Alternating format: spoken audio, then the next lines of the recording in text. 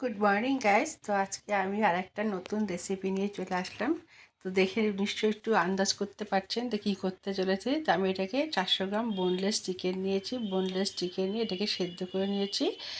এটা আজকে আমি বানাবো চিকেন ভর্তা। বোনলেস চিকেনটাকে এবার আমি দুটা কাঁটা চামচ বা হাত দিয়ে কুচি কুচি করে ছিঁড়ে ছিঁড়ে নিব, যাতে কোনো একটা শক্ত দানা না থাকে। শক্ত দানা থাকলে তো খেতে না পরে তখন মুখে লেগে যেতে পারে, যেন শক্ত যেন দানা না থাকে সেরকমভাবে আমি ছিঁড়ে ছিঁড়ে নিচ্ছি দু হাত দিয়ে, বা কাঁটা চামচ দিয়েও করে নিতে পারেন, ছিঁড়ে ছিঁড়ে নিতে পারেন। এটা কিন্তু চিকেন ভর্তা বানাচ্ছি আজকে, তো একদম সহজ রেসিপিটা, খুব একটা কঠিন না। এটাকে এখন কড়াই বসিয়ে দিয়েছি আর সাদা তেল দিয়ে দেবো। সাদা তেল দিয়ে দেওয়ার পরে তেলটা যখন গরম হয়ে আসবে, এটা কিন্তু সাদা তেলেই করতে হবে। আর ওটা যখন তেলটা যখন গরম হয়ে আসবে, তখন আমি দুটো বড় বড় পেঁয়াজ নিয়েছি। ছোট নিলে 4টা নেবেন, আর বড় নিলে দুটো হলেই পেঁয়াজ বাটা দিলেই হয়ে যাবে। তো আমি পেঁয়াজ বাটাটাকে দিয়ে দিলাম। দিয়ে দেওয়ার পরে এটাকে যখন লাল লাল হয়ে যাবে ভালো করে, আর এটা কিন্তু একদম হালকা আঁচেই করতে হবে, বেশি আঁচ দিয়ে করলে কিন্তু এটা হবে না। হালকা আঁচে বারে বারে করে নাড়িয়ে নাড়িয়ে এভাবে নাড়িয়ে নিতে হবে। আর যখন দেখবো যে পেঁয়াজটা লাল লাল হয়ে এসছে, তখন আমি লঙ্কা বাটা, রসুন বাটা দিয়ে দিব, আর আদা বাটা দিয়ে দিব। দিয়ে দেওয়ার পরে একসাথে পেস্ট করে নিয়েছি, আদা রসুন আর লঙ্কা একসাথে পেস্ট করে নিয়ে নেওয়ার পরে এটাকে দিয়ে দিব। আর মশলাগুলো কিন্তু খুব আস্তে আস্তে আস্তে করে কষাতে হবে। এগুলো যখন দেখবো যে একদম কাঁচা গন্ধগুলো ছেড়ে যাবে, তখন আমি আর এগুলো দুর মধ্যে দুটো টমেটো বাটা দিয়ে দিব। বড় বড় দুটো টমেটো নিয়েছি, এই টমেটো বাটাগুলো দিয়ে দিলাম। দিয়ে দেওয়ার পর এটাকেও ভালো করে কষিয়ে নেব। আপনারা পারলে কি ওর ইয়েও দিতে পারেন, টমেটো বাটা ছাড়া টমেটো পিউরিটা দিতে পারেন, তাহলে কোনো অসুবিধা হবে না। যেহেতু আমার টমেটো ছিল, এই জন্য আমি টমেটো বাটাটাই দিয়ে দিয়েছি।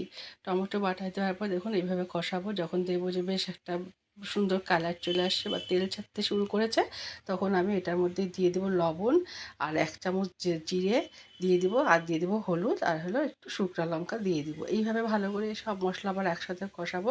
এটাতে ধনে গুঁড়োও দেওয়া যায়, কিন্তু আমরা ধনে গুঁড়ো দেইনি আজকে। অন্যান্য সময় করলে দিয়ে, আজকে আমি ধনে গুঁড়ো ছাড়াই করেছি। ধনে গুঁড়ো দিলেও কোনো অসুবিধা হবে না। তো হলুদটা আপনারা মাপ মতনই দিবেন, লবণ আপনারা যেরকমভাবে খাবেন সেরকমভাবে দিবেন।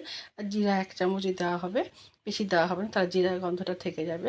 1 চামচ জিরা দিয়ে দিলাম। তারপর এটাকে ভালো করে কষিয়ে নিয়ে এটার মধ্যে যখন তেল ছাড়তে শুরু করেছে, তখন আমরা কিন্তু ওই যে মাংসে কুচি কুচি দানাগুলো দিয়ে দিব।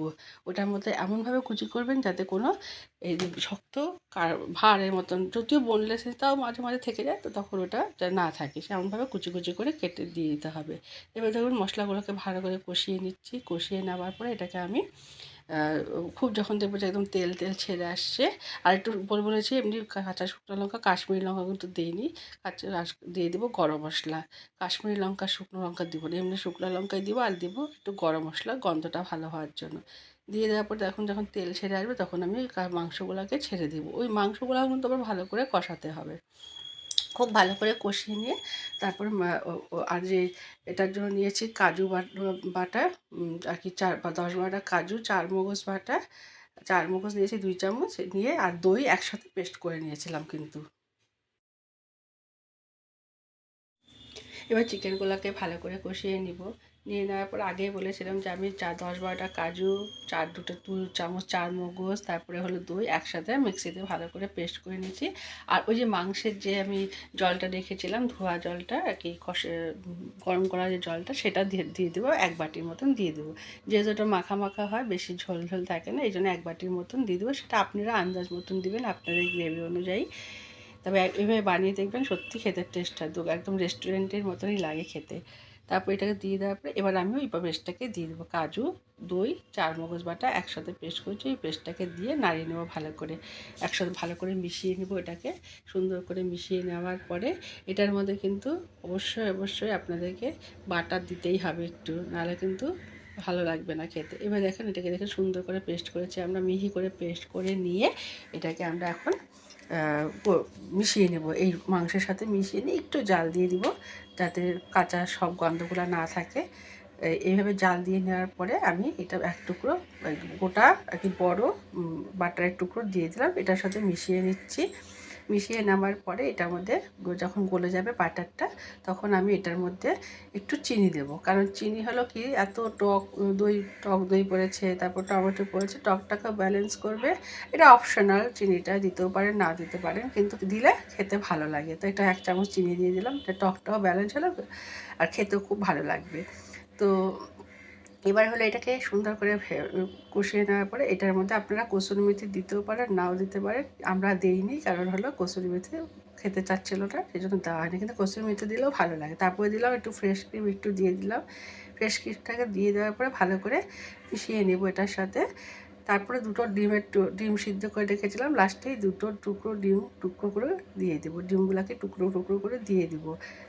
ডিমের চিকেন ভাতটার সাথে তো ডিম চলেই, কোনো ব্যাপার না, এটা তো রেস্টুরেন্ট এরকমভাবেই দেয়, তা আমরাও সেই দিয়েছি। দুটো ডিম সিদ্ধ করেছিলাম, এই দুটো টুকরো টুকরো করে দিয়ে দিলাম। তো এইভাবে চিকেন ভাতটা আমাদের মোটামুটি হয়ে গেল, আর সত্যি খেতেও সেই টেস্ট হয়েছিল। তো আমাদের এই চিকেন ভাতটার রেসিপি আপনাদের কেমন লাগলো অবশ্যই কমেন্ট করে জানাবেন। তো এইভাবে একবার আপনারা বাড়িতে বানিয়ে দেখবেন। আজ এখানেই শেষ করলাম। নমস্কার, সুস্থ থাকুন, ভালো থাকুন।